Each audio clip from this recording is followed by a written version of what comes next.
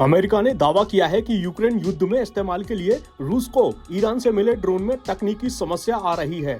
संबंधित अधिकारियों के मुताबिक अमेरिका का आकलन है कि ईरान ने सैकड़ों ईरानी मानव रहित ड्रोन यानी यूएवी हासिल करने की रूसी योजना के तहत मॉस्को को इस महीने मोजाहर 6 और शाहिद सीरीज के कई यूएवी उपलब्ध कराए हैं।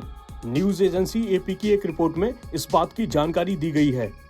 अधिकारियों ने बताया कि रूसी ऑपरेटर इन ड्रोन के इस्तेमाल का तरीका सीखने के लिए ईरान में ट्रेनिंग ले रहे हैं, जो यूक्रेन युद्ध में हवा से सतह पर हमले करने, इलेक्ट्रॉनिक युद्ध छेड़ने और टारगेट्स को निशाना बनाने में सक्षम हैं।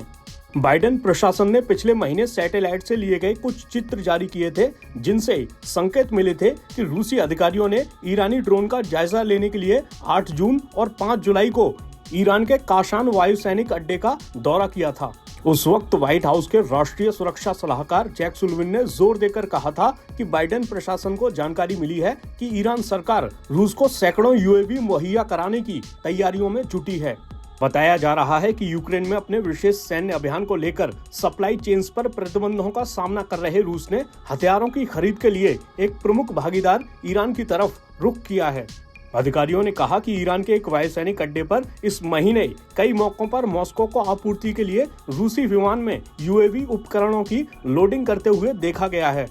उधर ईरान के विदेश मंत्री हुसैन अमीर अब्दुल्लाहियन ने पिछले महीने कहा था कि मॉस्को और तेहरान के बीच कई तरह का सहयोग है, जिनमें रक्षा क्षेत्र में साझेदारी भी शामिल है।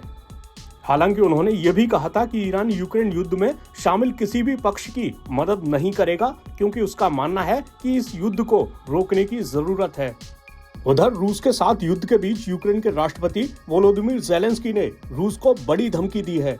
उन्होंने कहा है कि रूसी सैनिकों को ये पता होना चाहिए कि यूक्रेन उनको सीमा पर धकेल देगा।